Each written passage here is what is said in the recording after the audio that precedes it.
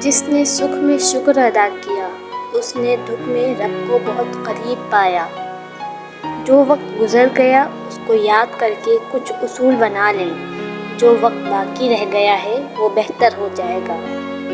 توقعات کی کہانی کا انجام صرف دکھ ہوتا ہے۔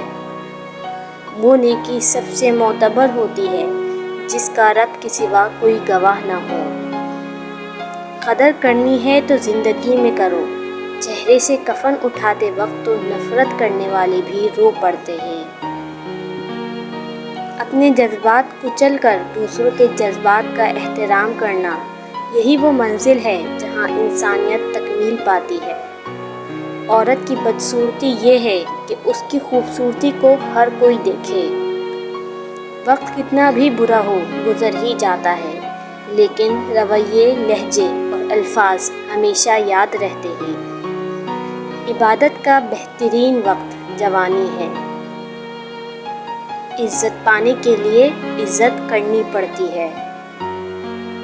اگر زندگی میں سکون چاہتے ہو تو لفظوں کی جنگ سے پرہیز کرو۔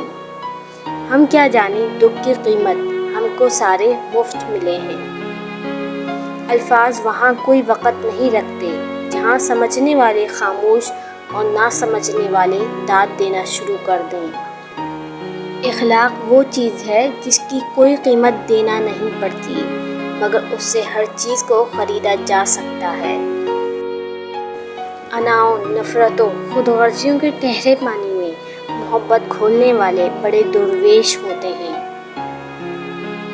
چھوٹے ذہنوں میں ہمیشہ خواہشیں اور بڑے ذہنوں میں ہمیشہ مقاصد ہوا کرتے ہیں۔ قرآن مجید پڑھا کرو، کیونکہ یہ قیامت کے دن اپنے پڑھنے والوں کے لیے سفارشی بن کر آئے گا۔ دنیا میں کسی بھی حوالے سے کسی کی محتاجی بدترین اذیت ہوتی ہے۔ اللہ تعالیٰ سے ہر وقت دعا کرنی چاہیے کہ اپنے سوا کسی اور کا محتاج نہ کرے۔ لوگ دوست چھوڑ دیتے ہیں، بحث کو نہیں چھوڑتے۔ ضرورت توڑ دیتی ہے غرور بے نیازی کو، نہ ہوتی کوئی مجبوری تو ہر بندہ خدا ہوتا۔ سب سے بڑی قوت برداشت ہے۔ زمین عقل مندوں سے تو بھر گئی لیکن درد مندوں سے خالی ہے۔ اسلام اتنا خوبصورت مذہب ہے کہ صرف مسکرانے پر ہی آپ کو اجر مل جاتا ہے۔ کسی کو اداس پاؤ تو نصیحت کے بجائے اس کو سن لیا کرو، احساس سے، محبت سے، بنا کسی غرض سے۔ سب سے بڑی سلطنت اس انسان کے پاس ہے جس نے اپنے نفس پر حکمرانی کی ہو۔ سیاستدان اگلے الیکشن کا سوچتا ہے، جبکہ لیڈر اگلی نسل کا۔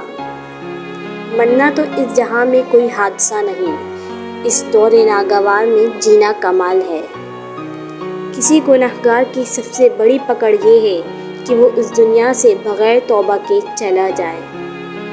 زندگی کا ہر لمحہ قیمتی ہے، جس کا صحیح اندازہ آخرت میں ہوگا۔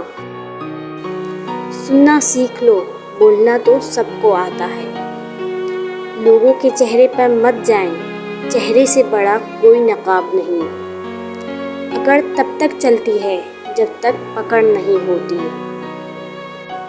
سمجھدار وہ نہیں جو زیادہ پڑھا لکھا ہو، بلکہ اصل سمجھدار وہ ہے جسے یہ ہنر آتا ہو کہ کس سے کہاں پر کن الفاظ اور کس لہجے میں بات کرنی ہے۔